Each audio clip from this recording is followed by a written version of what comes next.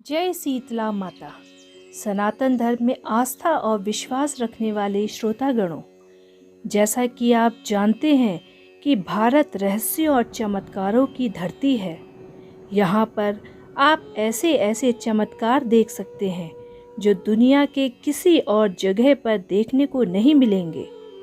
कुछ चमत्कार तो ऐसे होते हैं जो आपकी आंखों के सामने होते हुए भी आपको अचंभित कर देते हैं, जिसका जवाब किसी भी साधारण व आम इंसान के पास नहीं होता। साथ ही वैज्ञानिक भी इसको देखकर हैरान हो जाते हैं। आज मैं आपको ऐसी ही एक चमत्कार के बारे में बताने जा रही हूँ जो आपको बहुत अचंभित व हैरान कर देगा।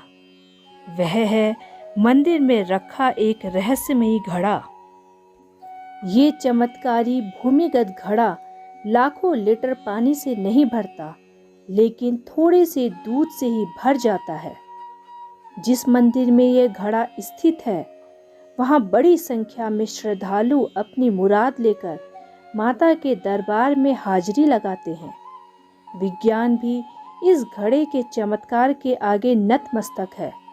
तो आइए जानते हैं इस प्रसिद्ध मंदिर व इसमें स्थित इस चमत्कारी घड़े के बारे में। कृपया वीडियो को अंत तक ध्यानपूर्वक सुनें।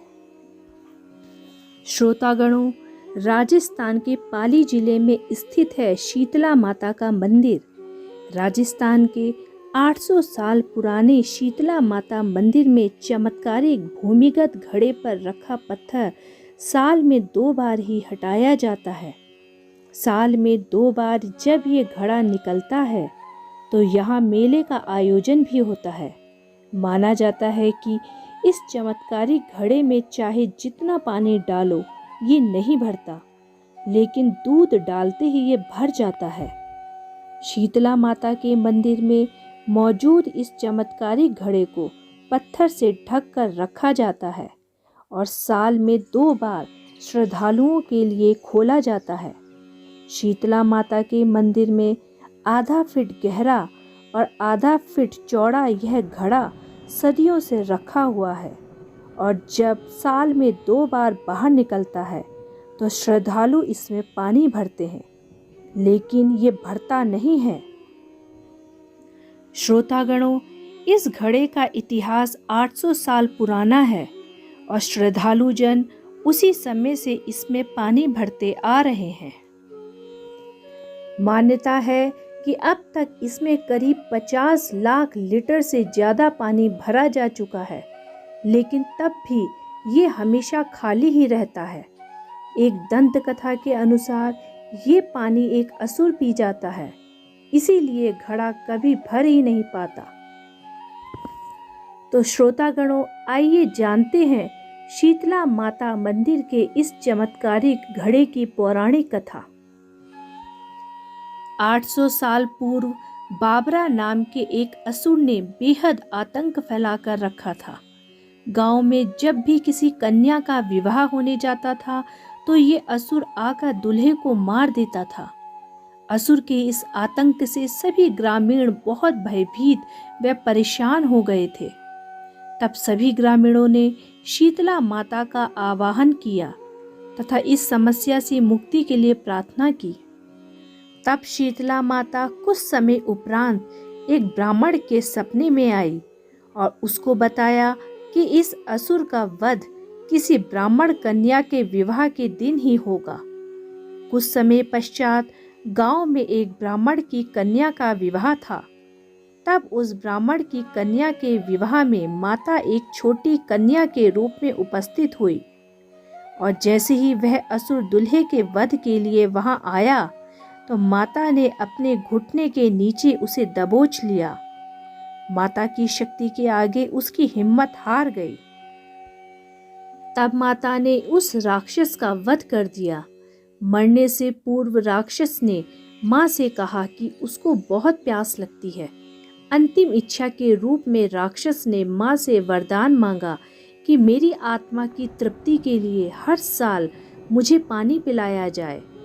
माता ने उसकी इच्छा पूरी करते हुए तथास्तु कहा। बस तभी से माता के इस मंदिर में घड़े की स्थापना कर साल में 2 बार पानी चढ़ाने की परंपरा चली आ रही है।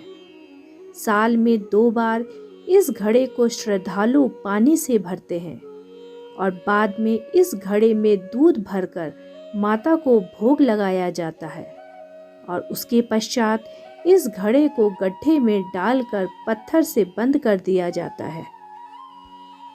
श्रोतागणों, कहा जाता है कि ये घड़ा बहुत चमत्कारी है और इसमें कितना भी पानी डालो ये घड़ा नहीं भरता, लेकिन जैसे ही इसमें दूध डाला जाता है तो ये भर जाता है।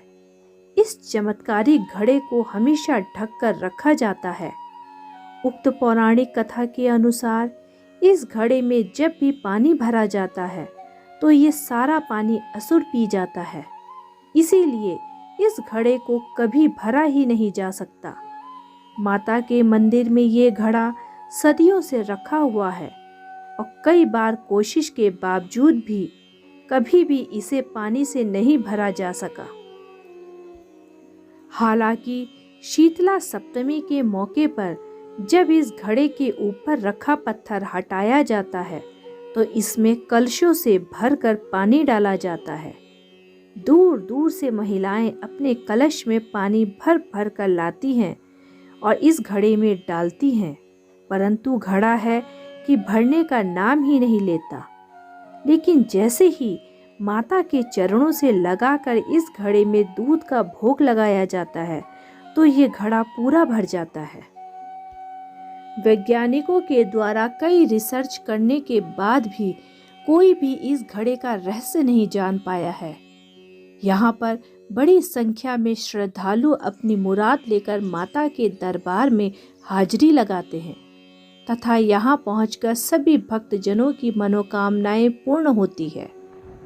तो श्रोतागणों, यदि आपको मेरा आज का उक्त विशेषांक पसंद आया हो तो कृपया मेरे चैनल दिव्य भक्ति श्रृंखला को लाइक, सब्सक्राइब व शेयर करना ना भूलें। आगे भी मैं ऐसी ही पौराणिक कथाओं को आपके समक्ष प्रस्तुत करती रहूँगी। धन्यवाद।